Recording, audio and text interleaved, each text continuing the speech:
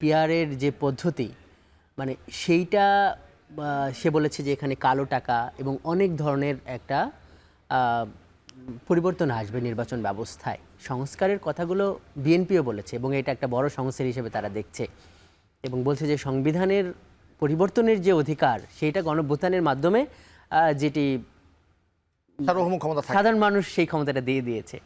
তাহলে সমস্যা কোথায়? প্রথমেই আপনাকে বলতে হবে যে একজন মানুষের প্রত্যাশা কী।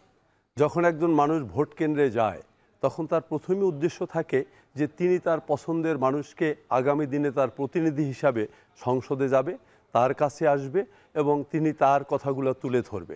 এখন ধরেন কোনো একটা জায়গায় আমাদের তালিকা অনুযায়ী একজন এলাকায় এতই জনপ্রিয় যে তিনি ৩০০ নম্বরের প্রার্থী, অথচ তিনি ৮০ ভাগ ভোট পেয়েছেন। এলাকায় ৮০ ভাগ ভোট পেয়েছেন, কিন্তু সেই এলাকায় দেখা যাবে ওনাকে প্রতিনিধি হতে পারেনি যেহেতু তিনি তালিকার ৩০০ নম্বরের প্রার্থী। ওখানে ১% বা 2% ভোট পেয়েছে এমন একজন প্রার্থী ওখানের প্রতিনিধিত্ব হয়ে গেল। তাই নিশ্চয়ই এই 1% বা 2% মানুষের ভোট পেয়ে বা 5 বা 10% মানুষের ভোট পেয়ে যিনি 70-75 আবার দলগুলো মনোনয়ন বাণিজ্য বা এই ধরনের সিদ্ধান্তগুলো সেই প্রসঙ্গে আসছে যে আপনি কোনোভাবেই সেই জায়গায় মানুষ সেটা প্রত্যাশা করে না এবং এই জায়গাটাই আবার তার প্রতিনিধির সঙ্গে জনগণের একটা কনফ্লিক্ট চলে আসতে পারে।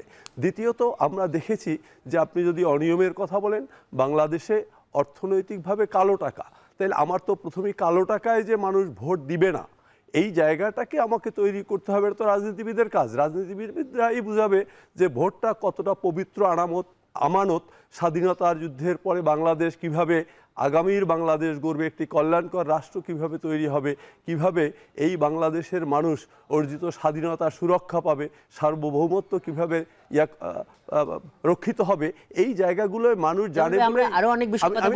ভোটারকে যদি সচেতন করতে পারি আমি বিশ্বাস করি কালো টাকা বা পেশি শক্তিগুলো হয়তো দূর হবে। জামাল ভাই মানে ধরেন মানে এখন ওই 5 আগস্টের পূর্ববর্তী পরিস্থিতি, যেমন বিভিন্ন নির্বাচনে দেখা গেছে যে আওয়ামী লীগ এবং বিএনপির ভোটের যে শতাংশের যে পার্থক্য এবং এই ধরনের 91-তে সম্ভবত একটা বিশাল পার্থক্য করে দিয়েছিল। ভোট প্রায় একই পেয়েছে কিন্তু আসনের দিক থেকে আওয়ামী লীগ বেশি পেয়ে ক্ষমতায় চলে গেল 96-তে। তাহলে তখন যদি পরিস্থিতিটা এরকম হইতো, পিয়ারের যে প্রশ্ন তখন যদি আসতো, আপনারা কি এখন যেভাবে কথা বলতেছেন তখন বলতেন? হ্যাঁ, আমরা একই কথা বলতাম এই জন্য যে আমরা 96-তে আমাদের মানুষ আমাদেরকে গ্রহণ করেছে, আমাদের কাছ থেকে মানুষ দূরে সরে যায়নি। আমরা আবার মানুষকে 91-তে কিন্তু উল্টো হয়েছে যে ভোটের শতাংশের মানে পার্থক্যটা খুবই কম ছিল, মানে আওয়ামী লীগের থেকে হয়তো অল্প 2-1% ভোট বিএনপি কম পেয়েছিল কিন্তু আওয়ামী লীগ অনেক আসনে এগিয়ে ছিল। 91-তে বিএনপি সরকার করেছে, 91-তে 96-তে আওয়ামী লীগ 96-তে। যে ওই জন্য আমি বলছি যে না, আমি সবসময় একই কথা বলবো যে আমরা সবসময় দেখি যে আমাদের ভোটারদের আমরা ধরে রাখতে পারতেছি কিনা, কারণ বাংলাদেশ জাতীয়তাবাদী দলের আদর্শ মানুষের মধ্যে কতটা আমরা পৌঁছে দিতে পেরেছি, এটা হলো আমাদের প্রথম জায়গা।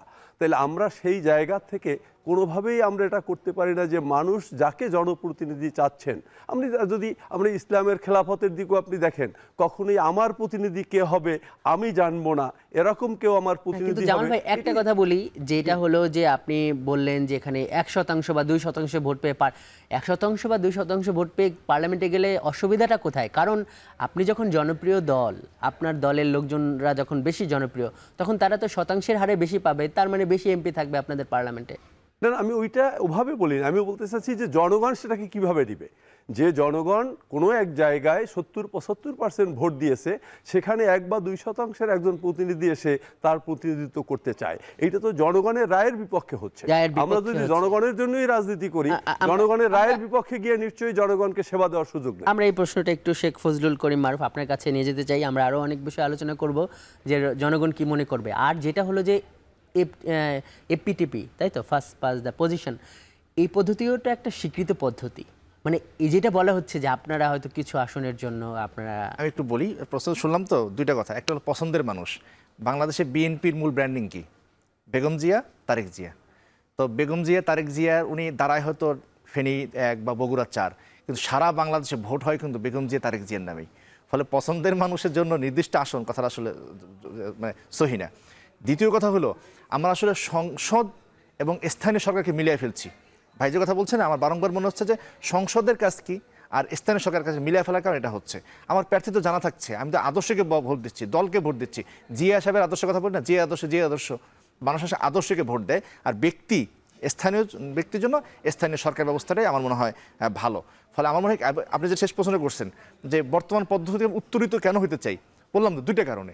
যে 2008-এ বিএনপি এবং আওয়ামী লীগের ভোটের পার্থক্য ছিল মাত্র 14, কিন্তু আসনের পার্থক্য হচ্ছে 56%। এখন 14% ভোটের পার্থক্যের কারণে 56% আসনে পার্থক্য হচ্ছে। আমাদের বাংলাদেশে বর্তমান হাসিনা স্বৈরাচারের সূত্রপাত কিন্তু ওইখানেই। যদি পিয়ার থাকতো ওই সময় কিন্তু ওই স্বৈরাচার মানে ওই 56% ভোটের পার্থক্য হয় না, আসন পার্থক্য হয় না, ফলে স্বৈরতন্ত্র হয় না।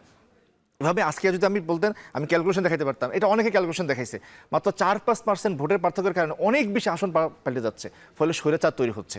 আমরা বাংলাদেশি ভাই, আমি যদি মানে ধরেন বর্তমান পদ্ধতি আমি যে 100-300 আসনে পাই, এটা আমি চাই না। কারণ আমি চাই না যে কোনো স্বৈরাচার বাংলাদেশে আসুক, সেটা হাসিনা স্বৈরাচারও না, বিএনপি স্বৈরাচারও না, ইসলামী আন্দোলন যে পদ্ধতিটা যে আছে, এটা হলো বাংলাদেশের পদ্ধতি যে পদ্ধতিটা আছে, আপনারা যদি সঠিক কথা বলেন তাহলে অধিকাংশ বা সংখ্যাগরিষ্ঠ জনগণ আপনাদের পক্ষে দেবে। আপনারা কেন ওইভাবে পার্লামেন্টে গিয়ে চেঞ্জ করবেন? না, সংখ্যাগরিষ্ঠ বলতে আমি পাচ্ছি না তো। 60% মানুষ তো সরকারের বিরুদ্ধে ভোট দিচ্ছে, তাদের তো ভোটের কোনো প্রতিফলন হচ্ছে না। মানে 40% ভোট না, 40, 42, 43, তার মানে কি 63% মানুষ তার তো বিপক্ষে ভোট দিচ্ছে। তার মানে বর্তমান পদ্ধতি তো সংখ্যাগরিষ্ঠের মত তো আমি প্রতিফলন ঘটাতে পারতেছি না।